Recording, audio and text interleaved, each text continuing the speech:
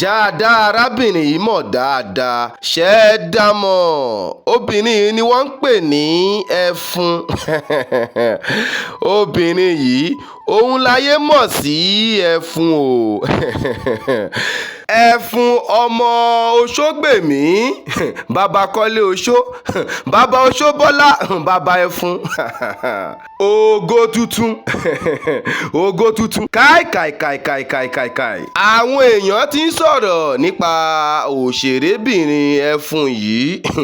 Àwọn èèyàn wọ́n ń sọ̀rọ̀ nípa arábìnrin ẹfun yìí. Àwọn èèyàn sọ wípé kí ló dé tí òun kò ṣe jẹ́ oṣó nínú eré Kọ́lé Oṣó tí wọ́n ṣe jáde o, tí wọ́n fún lórúkọ ẹfun.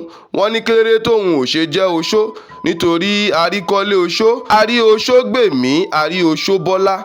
Òun nìkan ni kò jẹ́ oṣó, ẹfun nìkan ni wọ́n ń pè é. Àwọn kan ní kò nágbára. Àwọn kan sọ wípé òun kò ṣèkà nínú eré náà. Wọ́n ní ẹfun kò ṣe ìkà nítorí ọwọ́ rẹ̀ mọ́ nínú eré àgbéléwò ti Kọ́lé Oṣó. Ẹfun àbí ẹ̀fún. Ọlọ́run jọ̀ọ́, bá a ṣe fẹ́ sọ̀rọ̀ tá a fẹ́ celebrate òṣèrébìnrin tí wọ́n ń pè ní ẹ̀fún àbí ẹfun. Ọlọ́run jọ̀ọ́, gbogbo ọwọ́ tó ń share tó ń like post yìí, bá mi darí ire sí gbogbo ọwọ́ náà o. Má jẹ́ ó fi ọwọ́ náà gbọ́mọ sí, má jẹ́ ó fi gbáya sí o. Láṣẹ Elédùmarè, a ó máa bẹ ọ̀bẹ ní bẹ́ṣu àtẹ́lẹsẹ̀ àrìnà. Ẹni bá ní amánì òun la ò ní dé bá ń lé o. Láṣẹ Elédùà, ẹ káàárọ̀, ẹ káàsán, ẹ káalẹ́ ní gbogbo ibi tẹ́ ẹ ti ní àǹfààní àti máa wo ìkànnì tá a ti ń gbé yín débẹ̀, tá a ti ń já yín tán lórí ìkànnì KingFax TV, tá a ti mú tàwọn tòṣèré àti àwọn update wá fún yín. Ẹ ṣe wá láǹfààní, ẹ share, kẹ́ ẹ like post wa, kẹ́ ẹ ṣe kíni, kẹ́ ẹ comment. Ẹ jí á sọ ohun méjì mẹ́ta nípa òṣèrébìnrin tí wọ́n ń pè ní ẹfun yìí. Orúkọ rẹ̀ gangan ni Akínfọlárìn Ọlámídé. Akínfọlárìn Ọlámídé lorúkọ rẹ̀ o, ṣùgbọ́n àwọn èèyàn sábà mọ̀ sí ẹfun látàrí eré Yorùbá, eré àgbéléwò tí ó jáde tí òṣèrékùnrin Ìtẹ̀lẹ̀ The Icon ṣe jáde o, tí wọ́n ń pè ní Kọ́lé Oṣó. Níbẹ̀ ni wọ́n ti fún ní orúkọ stage name rẹ̀ tí wọ́n fi ń pè ní ẹfun o. Ẹfun ti wá gbàlú kan, àwọn ayé wa ń jẹ dòdò ẹfun yìí báyìí o, tó fi wá jẹ́ pé bá a bá rìn sọ́tún orúkọ ẹfun ni o, bá a bá rìn sósì orúkọ ẹfun ni. Àwọn ayé wa fẹ́ràn rẹ̀ tó jẹ́ wípé àfi kí ayé máa fẹ́ràn àwa náà o. Ẹfun wá bẹ̀rẹ̀ eré ṣíṣe ní ọdún 2020 pẹ̀lú kíkó àwọn ipa kéékèèké lọ́dún náà o. Òṣèrébìnrin ni, producer ni, scriptwriter ni àti bẹ́ẹ̀ lọ ni ẹfun o. Ní ọdún 2024 ó kópa gẹ́gẹ́ bí ẹfun nínú eré àgbéléwò ti Yorùbá tí à ń pè ní Kọ́lé Oṣó. Eré yìí gbé jáde o, ó jẹ́ kí ayé dá a mọ̀, ó sọ ọ́ di ìlú mọ̀ọ́ká táyé wá ń jẹ dòdò rẹ̀.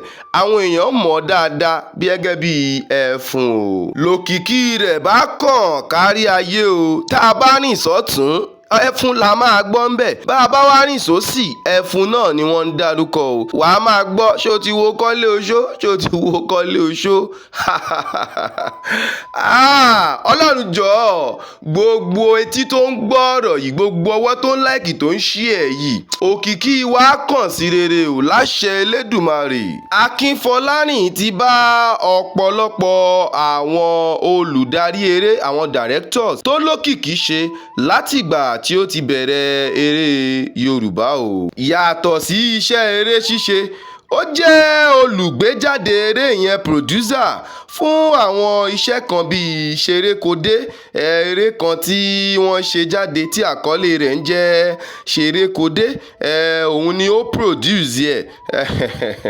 Ó tún jẹ́ olùkọ́ ìtàn, ìyẹn script writer, tó túmọ̀ sí wípé ó máa ń kọ ìtàn fún àwọn eré sinimá.